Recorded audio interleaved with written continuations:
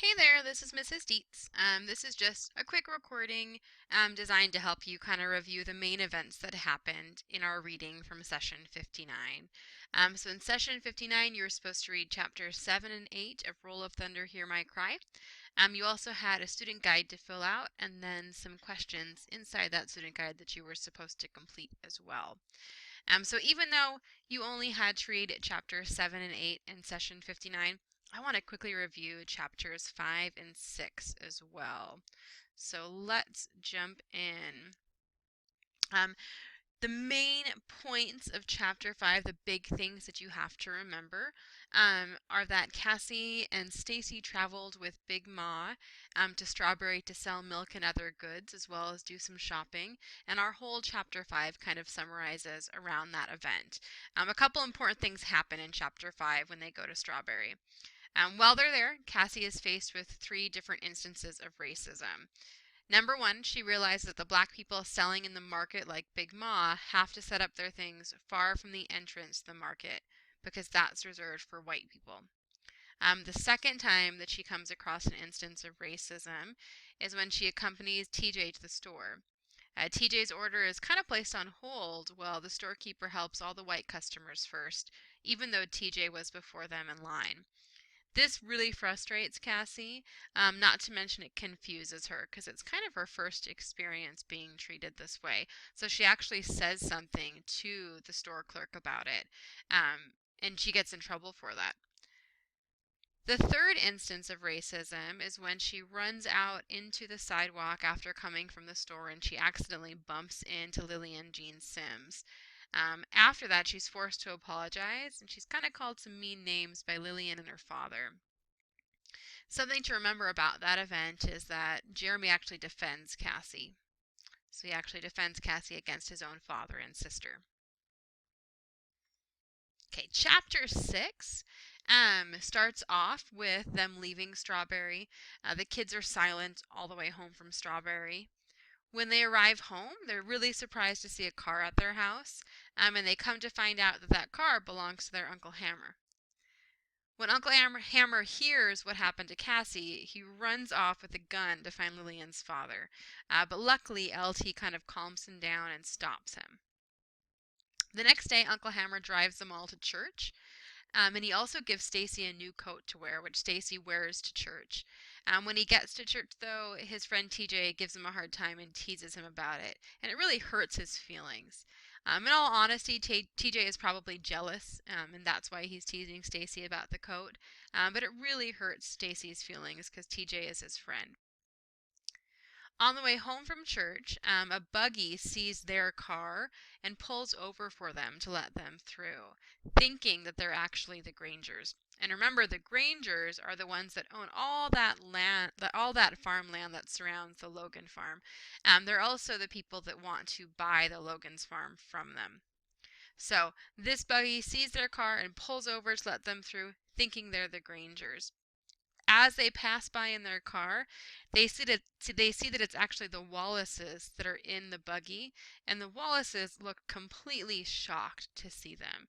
And most likely they're shocked to see them in an automobile, in a car, because that's not very common. And so it's not, super common that a black man would own a car. So they were expecting the Grangers, because they're the farm owners. And here we have the Logans in the car. And so they were shocked by this. Then when we move into chapter 7 and 8, we see TJ fooling Stacy into letting him borrow his coat, saying it'll fit him better. When Uncle Hammer hears about this, he is absolutely furious. He has a really short temper, and he tells Stacy just to let him keep it. Papa comes home in chapter 7. He comes home from the railroad the day before Christmas, and the family all gathers around the fire to talk and to tell stories. While they're talking, LT talks about a time when he was younger and a group of white men came to his home and killed his parents. This is really hard for the kids to hear, understandably, but their father wants them to hear it because he wants them to understand their history. That evening, the children overhear their parents talking about the Wallace store boycott. Now remember, the Logans are boycotting the Wallace store. They're not buying anything from the Wallace store because the Wallaces are the ones that burned the berries. So here they are boycotting the Wallace store and kind of taking away business from the Wallace store. So the kids overhear their conversation about the Wallace store. They mention possibly using their house as collateral so they can shop in Vicksburg to avoid using the Wallace store. For Christmas the next morning, all the kids are excited. They receive books for presents. The Averys come and join them for Christmas dinner. And then Jeremy actually stops by and gives Cassie a whistle for a Christmas present. Later on, Cassie's dad tells Cassie that there really isn't anything wrong with their friendship, although usually having a friendship with the white person only leads to trouble. And that kind of leaves us to wonder if something bad is going to happen. A few days later after Christmas, the family gets a visit from Mr. Jameson, and he's their lawyer. He's there with papers to turn the farm over to Papa and Uncle Hammer to make sure that it stays in their family. He also says he'll back the credit for the families who want to boycott the Wallace store and shop in Vicksburg. Soon the Logans are transporting goods from Vicksburg to sharecropping families in the area. So they're helping those sharecropping families in the area buy their goods from Vicksburg instead of buying them from the Wallace store. And as a result, they're taking business from the Wallace store, which is probably making the Wallaces pretty angry. Harlan Granger threatens the Logans that if they keep boycotting the Wallace store, they may just lose the loan they have on their land. So remember, Mr. Granger wants their land, and now he's telling them, if you keep boycotting the Wallaces, you might just lose that loan, and as a result, lose your land. After this, Uncle Hammer leaves for New Year's, around New Year's, Uncle Hammer leaves. Cassie tells her father what happened with Lillian, and he says she can get even as long as Lillian's father has no way of finding out. So she kind of hatches this plan to get even with Lillian.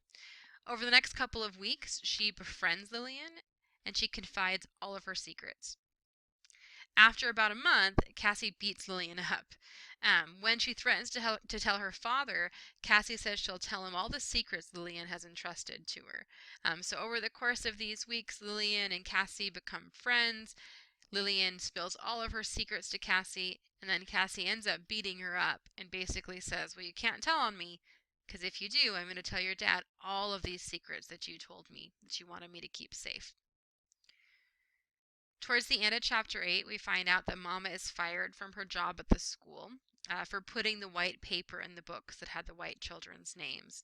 So remember in chapters 1 and 2, Mama took white paper and she glued it in the front cover of all of the books so that the children didn't have to see that the books were actually hand-me-downs from the white school. So as a result, she ends up getting fired from her job because of that. By the end of the chapter, the children find out that it was actually their friend TJ who told on her. He was upset about getting in trouble, or he was upset about doing poorly on a test. And so he tells on her, and she ends up getting fired. And as a result, the Logan children are no longer friends with TJ. So they kind of let go of that friendship with TJ. Those are some of the main events from chapters 5 through 8 in our reading. I want to kind of keep this short today, and so I'm going to skip the discussion questions that you see in your student guide, and instead in Monday's Class Connect, we're going to talk about those and approach those as a class. So you definitely want to make sure that you catch up with your reading and that you read through chapter 8 by Monday, and that you come ready to discuss those discussion questions that you find on your student guide from this session.